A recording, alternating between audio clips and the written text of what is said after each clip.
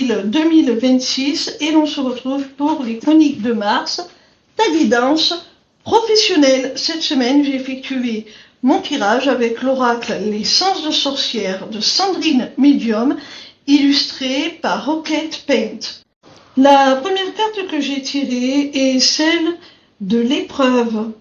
Cette carte, elle te dit que tu es en train de traverser une difficulté, de surmonter un obstacle, de vivre quelque chose de très éprouvant dans le cadre de ton travail. Mais quand tu regardes l'illustration de cette carte, tu te rends compte que cette épreuve, elle a quelque chose d'initiatique. Elle est là pour te faire grandir, t'amener un petit peu plus haut, te faire comprendre certaines choses. Et peut-être te pousser dans tes retranchements pour te permettre de te diriger sur la bonne voie, celle qui te conviendra le mieux. La seconde carte que j'ai tirée est celle de l'emprise. Alors là, au niveau professionnel, on sent qu'il y a un rapport de force, une certaine domination, soit de tes supérieurs, soit de certains membres de ton équipe, de certains collègues. Il peut y avoir de la manipulation, on peut vouloir t'amener à faire des choses qui vont contre ton éthique, par exemple. Ou encore, c'est possible que quelqu'un te manipule afin que tu endosses une partie de son travail, afin que ce soit toi qui emporte la charge.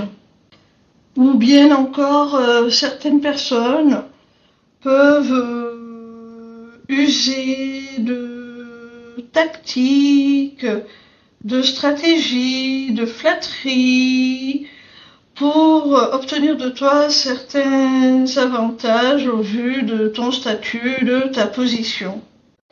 Et je pense véritablement que c'est ça l'épreuve dont parlait la première carte. C'est d'être capable de t'apercevoir de cette manipulation, de cette emprise, afin que tu puisses assainir, nettoyer tes interactions, tes relations au sein de ton travail. La troisième carte est celle de la maladie. Cette carte, elle nous dit tout simplement que si tu continues à te laisser dominer, à te laisser influencer, à te laisser manipuler, comme tu le fais actuellement, eh bien ça pourrait finir par porter atteinte à ton intégrité physique, mentale et à ta santé de façon générale.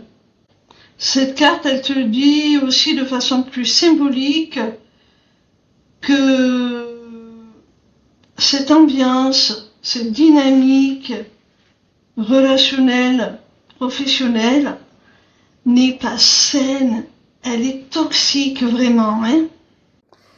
Et du coup, si tu n'es pas capable de t'en apercevoir, si tu n'es pas capable de te dégager de cette emprise dont parlait la carte précédente, eh bien, à un moment ou à un autre, tu ne vas plus avoir le choix. C'est ton corps, ton esprit qui vont dérailler et qui vont te dire, là, stop, terminé, nada, on ne va pas plus loin. Alors si je peux te donner un conseil, n'attends pas d'en arriver à cet extrême, n'attends pas de ne plus avoir le choix, de ne plus avoir les ressources et que finalement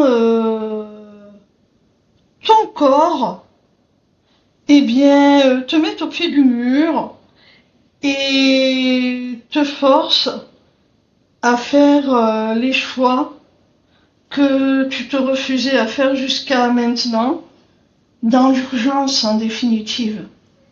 La quatrième carte est celle de la consultante. Pour moi, cette carte, elle est juste là pour te permettre de t'identifier. Je pense que tu es une femme, tout simplement, ou du moins tu t'identifies telle quelle. Et cette carte, elle est là juste pour te permettre de te reconnaître un petit peu plus dans cette guidance, pour te permettre de recevoir ce message avec un petit peu plus d'impact, que tu saches que c'est pour toi.